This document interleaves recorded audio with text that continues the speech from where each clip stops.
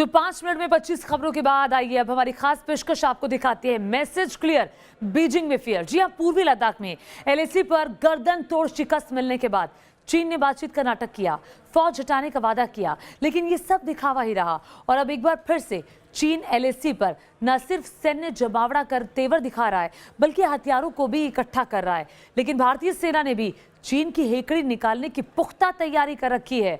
और अब रक्षा मंत्री राजनाथ सिंह भी कल एलएसी पर पहुंच रहे हैं, जहां वो सेना की तैयारियों का जायजा लेंगे।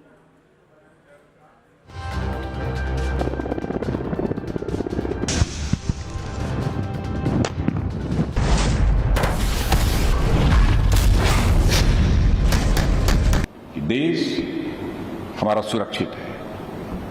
अदनान की खाड़ी से मलक्का की ओर शिप्स और सबमरीन और एयरक्राफ्ट की तेजी से तैनाती आप लोगों ने की है।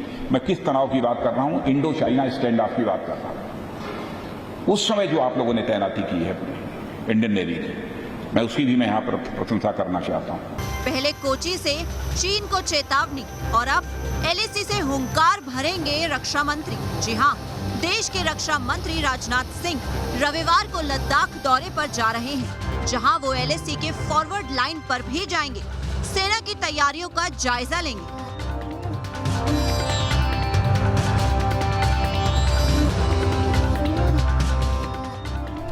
रक्षा मंत्री का ये दौरा तब हो रहा है जब सरहद पर चीन एक बार फिर सैन्य तनाव बढ़ाने में लगा है। चीनी फौज ने लद्दाख की एलएसी के नजदीक एक बार फिर जमावड़ा बढ़ाना शुरू कर दिया है। चीन न सिर्फ फौजियों की तादाद बढ़ा रहा है, बल्कि चीन ने अपने अटैक हेलीकॉप्टर्स को भी स्टेशन करना शुरू कर दिया है।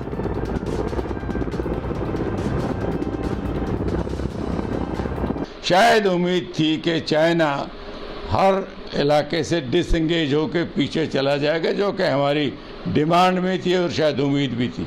शायद हमने चीन पर भरोसा करके गलती की, लेकिन ऐसी बातें निर्णय लेने के बाद में पता चलती हैं। तो तैयारी चीन की भी है, तैयारी हमारी भी है। मुझे नहीं लगता कोई बड़े किस्म की लड़ाई आज के दिन चीन को सूट करती है या वो करेगा। पिछले साल गलवान घाटी में हुई हिंसक झड़प और उसके बाद भी भारतीय सेना ने जिनपिंग की कायर फौज को गर्दन तोड़ शिकस्त दी थी।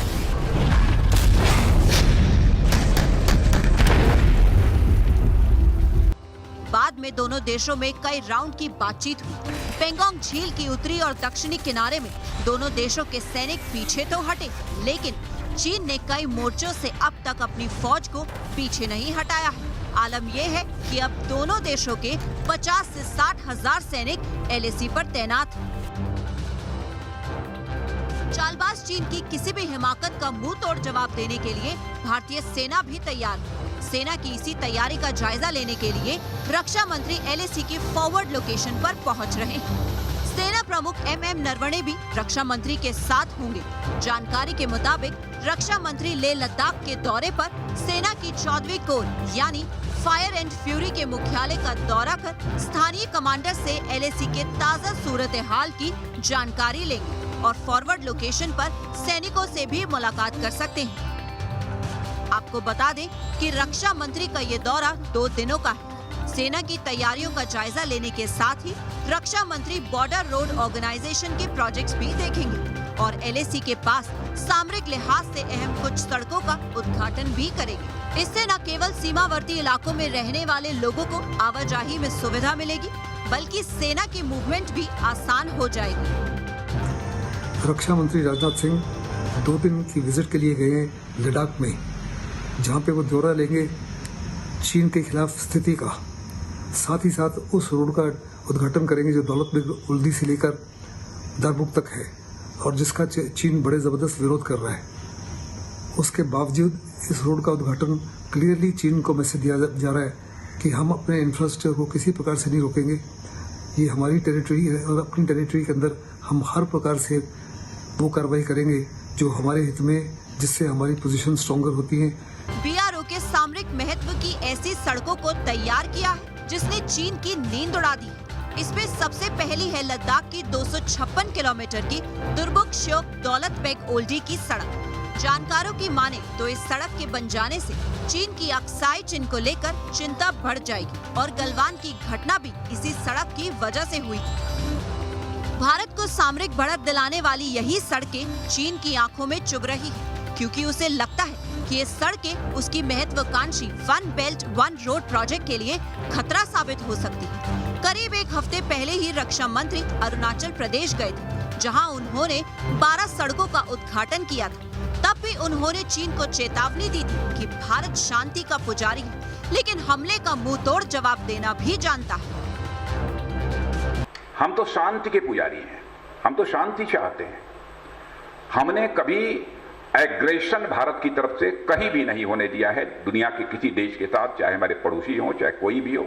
एग्रेशन हमने कभी नहीं दिखाया है, लेकिन भारत के अंदर वह कुवत है कि यदि कोई एग्रेशन दिखाएगा तो हम उसका मुंहतोड़ जवाब देना भी जानते हैं। यह भारत की हमारी यह ताकत भी है। अब जब पूर्वी लद्दाख से सटी LAC पर चीन से तनातनी जारी है और रक्षा मंत्री का LAC का दौरा है, ऐसे में वायु सेना भी पराक्रम दिखाने के लिए लद्दाख में पूरी तरह से अलर्ट मोड में है। तो वहीं महासागर में दुश्मनों के संहार के लिए भारतीय नौसेना भी एक्शन मोड में है। गलवान झड़प के दौरान भारतीय नौसेना ने प्रोएक्टिव डिप्लॉयमेंट किया था, जिसकी तारीफ खुद रक्षा मंत्री कर चुके हैं। पिछले साल भी रक्षा मंत्री ने लेह लद्दाख का दौरा किया था। उस दौरान रक्षा मंत्री की मौजूदगी में आर्मी और एयरफोर्स ने साझा युद्ध अभ्यास किया था और एक बार फिर रक्षा मंत्री LAC पर सेना से मुखातिब हो रहे हैं। मकसद सिर्फ एक ही है, चीन को संदेश देना कि वो न्यू इंडिया से टकराने की भूल ना करे और अपनी हदों में ही रहे तो अच्छा होगा। दिल्ली से मधुरेंद्र कुमार के साथ टीम न्यूज नेशन। और उधर रक्षा मंत्री राजनाथ सिंह बार बार चीन को चेतावनी क्यों दे रहे हैं, तो उसकी वजह भी आपको बता देते हैं। दरअसल गलवान में पिट चुका चीन खूनी संघर्ष की बरसी के बाद और ज्यादा बौखला गया है। अपने सैनिकों की टूटी हुई गर्दनों का बदला लेने के लिए बेचैन है और LAC पर नई साजिश को हिमाकत में बदलने के लिए बड़ी गुस्ताखी कर रहा है। खबर पुख्ता है कि ड्रैगन आर्मी ने फिर से बारूदी साजिश की पूरी तैयारी की है।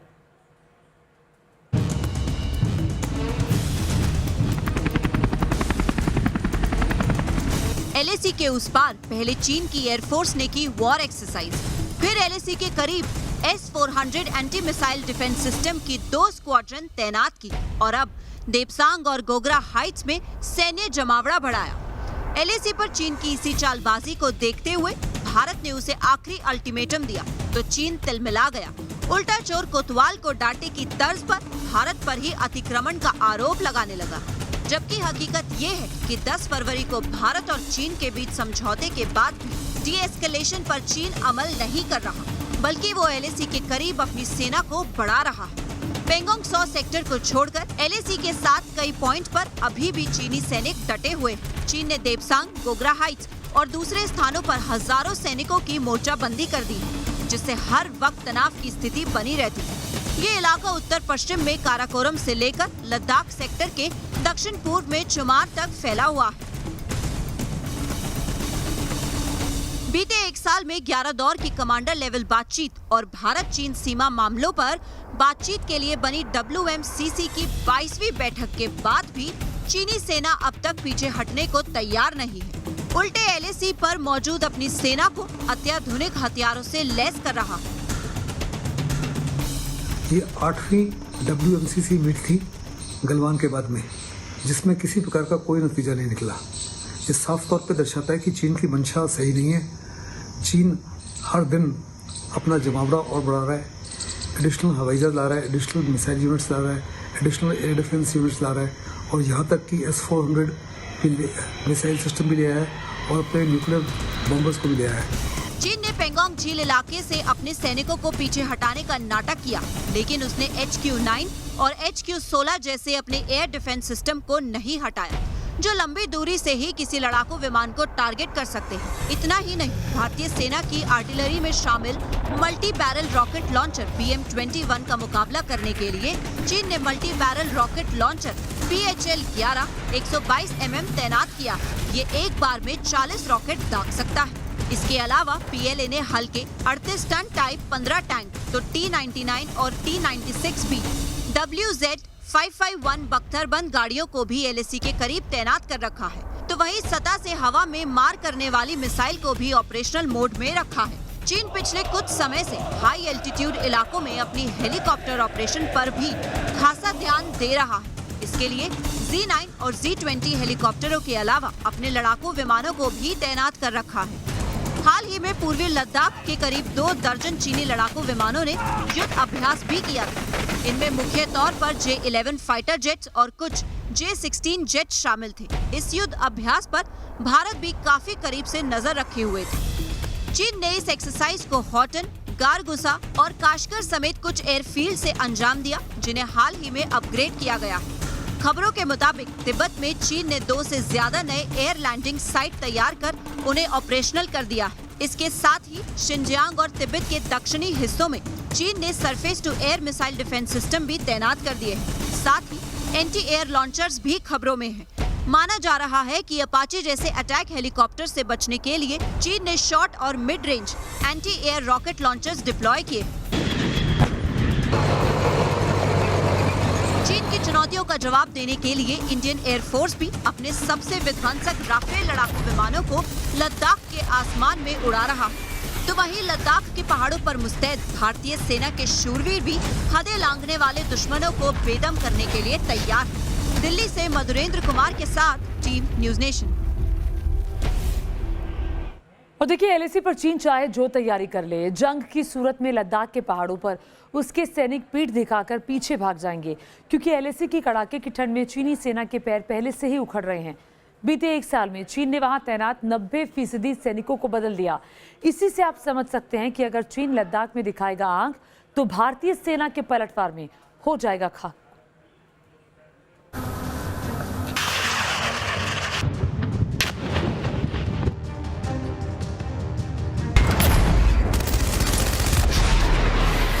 don't have much experience of fighting in these kind of areas. It is mountainous region. So thereafter they have realized that they need to be better trained, they need to be prepared. Chief of defence staff general Bipin Rawat को सुना आपने? पूर्वी लद्दाख की गलवान घाटी में भारतीय सेना के हाथों मिली शिकस्त ने कैसे खोल दी चाइना की आंखें। जिनपिंग की सेना पीएलए को कैसे समझ में आ गया था कि भारत से मुकाबला आसान नहीं, क्योंकि हिमालय की पहाड़ों पर जंग के मामले में फिसड्डी है चीनी सेना।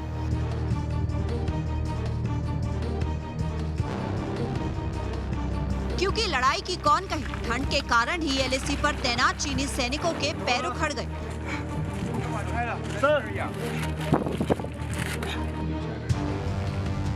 पिछले साल अप्रैल मई से लेकर अब तक चीन ने पूर्वी लद्दाख में 50,000 से ज्यादा सैनिकों को तैनात किया, लेकिन पीएलए को 90% सैनिकों को यहां से हटाना पड़ा, यानी इन क्षेत्रों में तैनात सैनिकों की अदला बदली करनी पड़ी। खराब मौसम में चीनी सैनिकों के लिए मूवमेंट करना भी मुश्किल हो रहा है। पिछले साल भी कड़ाके की ठंड के चलते तनाव वाली जगहों पर हर रोज चीन की तरफ से सैनिकों की अदला बदली की जा रही थी। यहाँ तक कि पेंगोंग लेक के पास ऊंचाई वाले इलाकों में तैनात चीनी सैनिकों को करीब करीब हर रोज बदला जाता था। साफ है कि चीनी सैनिक हिमालय पर लड़ने के लायक नहीं और लंबे वक्त तक वहाँ रहकर मुकाबला भी नहीं कर सकते हैं। चीनी सेना को भी इस कड़वी हकीकत का एहसास गलवान घाटी और दूसरे मोर्चों पर हुई भिड़ंत के बाद हो गया था कि उन्हें बेहतर तैयारी और ट्रेनिंग की जरूरत है। In the case of the Chinese, their deployment on the border with India has undergone a change, especially after the incidents that happened in Galwan and other areas in, I would say, May and June of 2020. So thereafter they have realized that they need to be better trained, they need to be prepared. They don't have much experience of fighting in these kind of areas. It is mountainous region, you need specialized training for this, in which our soldiers are very adept. अगर चीनी सैनिकों की भारतीय सैनिकों से तुलना की जाए तो एक तरफ जहां चीनी सैनिकों में भगदड़ मची हुई है, वहीं भारतीय सेना बिना किसी दिक्कत के भारतीय सीमा की हिफाजत में मुस्तैद है। चीनी सैनिकों के पास पहाड़ों पर रहने का कोई अनुभव नहीं, जबकि हाई एल्टीट्यूड एरिया में भी भारतीय सैनिक पिछले 2 सालों से मौजूद हैं। हर साल करीब 40% भारतीय सैनिकों को रोटेट किया जाता है, जबकि 1 साल में ही चीन को 90% सैनिकों को बदलना पड़ा। हिमालय फ्रंटियर पर चीन के मुकाबले भारतीय सेना के पास पहाड़ों पर युद्ध का ज्यादा अनुभव है, जबकि चीन की पीपल्स लिबरेशन आर्मी के पास ऐसा कोई अनुभव नहीं है। अपनी सेना की तमाम कमजोरियों के बावजूद चीन सरहद पर तेवर दिखाने से बाज नहीं आ रहा, लिहाजा भारतीय सेना भी अलर्ट पोजीशन पर है। वहीं सेना ने पूर्वी लद्दाख में एक एक्स्ट्रा डिवीजन तैनात करने का फैसला किया है, यानी अब 826 किलोमीटर लंबी लाइन ऑफ एक्चुअल कंट्रोल यानी एलएसी की सुरक्षा में करीब 15,000 सैनिकों का इजाफा हो जाएगा।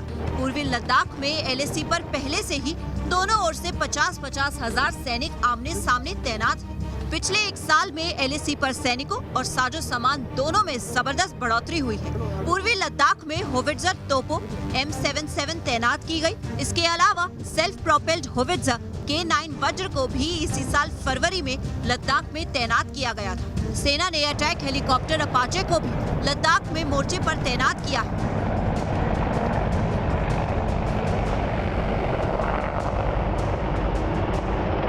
साफ है, चीनी सेना ने हिमाकत की तो पलक झपकते ही भारतीय सेना ड्रैगन की फौज की कब्र खोद देगी। दिल्ली से मधुरेंद्र कुमार के साथ टीम न्यूज नेशन। और देखिए, चीन जो है वो पूर्वी लद्दाख में घात के लिए तैयार बैठा है, तो वहीं समंदर में भी अपनी ताकत की नुमाइश कर रहा है। लेकिन इंडियन नेवी ने महासागर में भी ड्रैगन को मात देने की पूरी तैयारी कर ली है।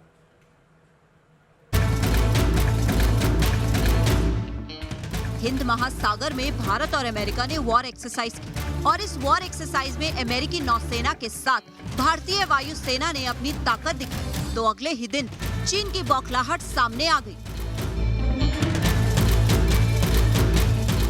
चीन ने नीले समंदर में अपने एयरक्राफ्ट कैरियर्स की ताकत की झूठी नुमाइश कर दुनिया का चौधरी बनने के अपने नापाक मंसूबों को जग जाहिर कर दिया। समंदर की लहरों पर तैर रहे चीनी एयरक्राफ्ट कैरियर्स लिया ऑनिंग और शेंडोंग और यहां से टेक ऑफ करते चीनी फाइटर जेट।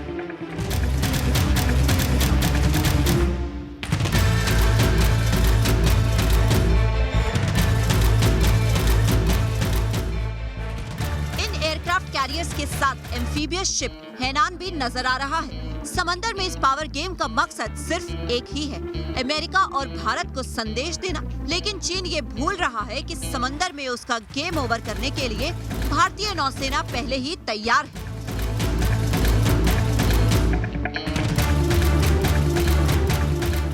चीन की चुनौती से निपटने के लिए भारत प्रेडेटर ड्रोन से समंदर की निगरानी कर रहा है और अब 30 एक्स्ट्रा प्रेडेटर ड्रोन भी लिए जाएंगे, जिससे समुद्री सरहद पर दूर दूर तक निगरानी होगी और समुद्री सीमा में कोई भी दुश्मन हिमाकत नहीं कर सकेगा। चीन के भ्रम को तोड़ने के लिए भारतीय नौसेना खुद को लगातार मजबूत करने में जुटी है। भारतीय नौसेना समंदर में अपनी ताकत बढ़ाने के लिए 6 नए परमाणु पनडुब्बियां बनाने जा रही है। नए परमाणु पनडुब्बियां एयर इंडिपेंडेंस प्रपल्शन से लैस होंगी। इसका फायदा ये है कि इन्हें डीजल इलेक्ट्रिक सबमरीन की तरह बार बार समंदर से बाहर निकालने की जरूरत नहीं होगी, यानी एक तरह से ये स्टेल्थ सबमरीन होंगी। चीनी नौसेना के पास इस समय 75 से 80 पनडुब्बियां हैं, जबकि मौजूदा समय में भारतीय नौसेना के पास 17 पनडुब्बियां हैं, जिनमें 15 कन्वेंशनल पनडुब्बियां हैं और 2 परमाणु पनडुब्बियां हैं। मौजूदा वक्त में नौसेना के लिए 41 शिप भी बन रहे हैं। वहीं देश का पहला स्वदेशी एयरक्राफ्ट कैरियर इस साल के आखिर तक नौसेना को मिल जाएगा। और इसी रिपोर्ट के साथ वक्त एक छोटे से ब्रेक का आपका ही मचाएगा। देखते रहिए न्यूज नेशन।